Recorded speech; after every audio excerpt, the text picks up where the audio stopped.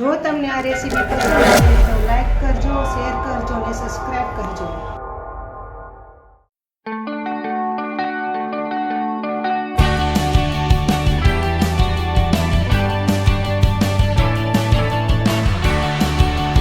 જય શ્રી કૃષ્ણ. હું છું સગુણાબેન સ્યારા, સુરતથી. તમારું ગુજરાતી ફૂડમાં સ્વાગત છે. આજે આપણે બનાવીશું હેલ્થ માટે સારામાં સારું એવું લીંબુ અને ફુદીનાનું શરબત. લીંબુ ફુદીનાનું શરબત બનાવવાનું છે, તો તેના માટે આપણે એક વાટકો ફુદીનો લીધેલો છે. એ આપણે સરસ વીણીને તૈયાર રાખેલો છે. આપણે કારા મરી લીધેલા છે, તેને પણ આપણે વાટી લીધા છે.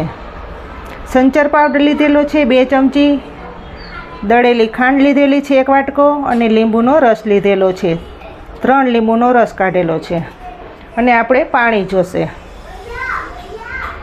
સૌ પ્રથમ તો પહેલાં આપણે જે ફુદીનાના પાન લીધેલા છે તેને આપણે ધોઈ નાખીએ.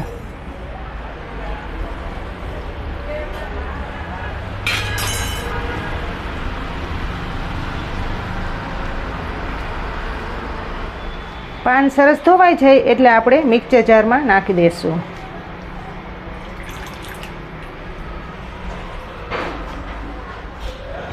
આપણે બધા પાન એમાં નાખી દઈશું.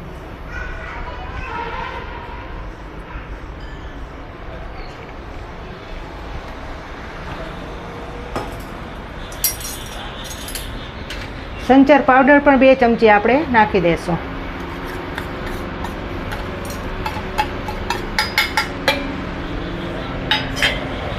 દળેલી ખાંડ લીધેલી છે તે પણ આપણે નાખી દઈશું.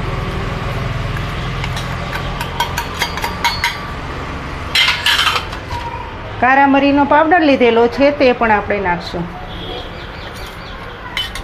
થોડોક રાખીશું, જે આપણે સર્વ કરીએ ત્યારે રાખશું. લીંબુનો રસ પણ આપણે નાખી દઈશું.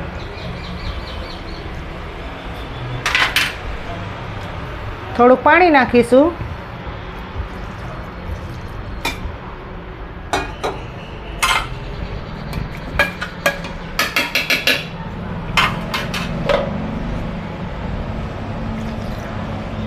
હવે આપણે બરાબર પીસી લેશું.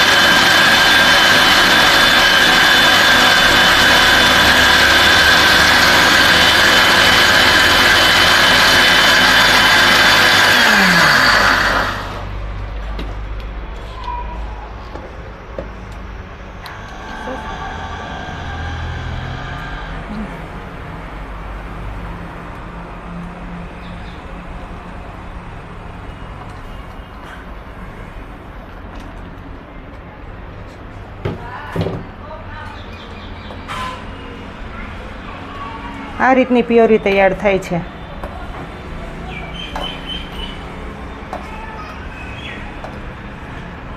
ફુદીનાનું શરબત સ્વાસ્થ્ય માટે બહુ સારામાં સારું.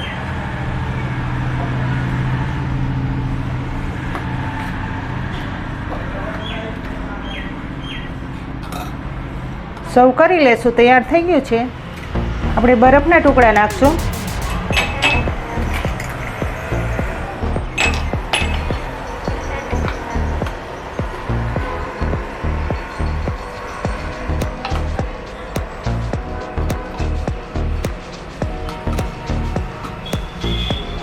પાણી નાખશું.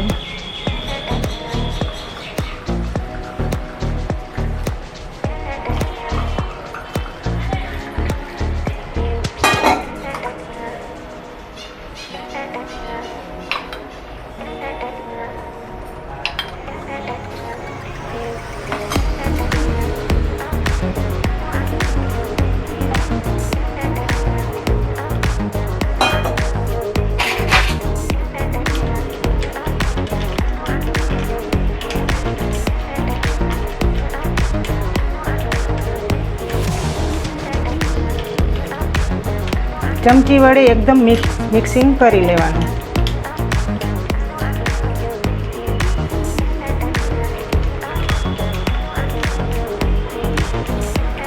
તીખાની ભૂખીથી ટેસ્ટ બહુ સારો આવે છે આ શરબતમાં.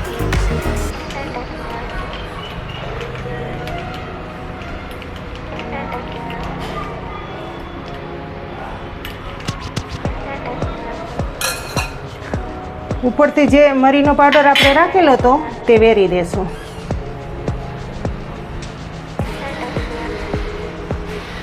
જેણે પેટનો દુખાવો ઝીણો ઝીણો રહેતો હોય આ શરબત પીવે તો સારું થઈ જાય એનાથી.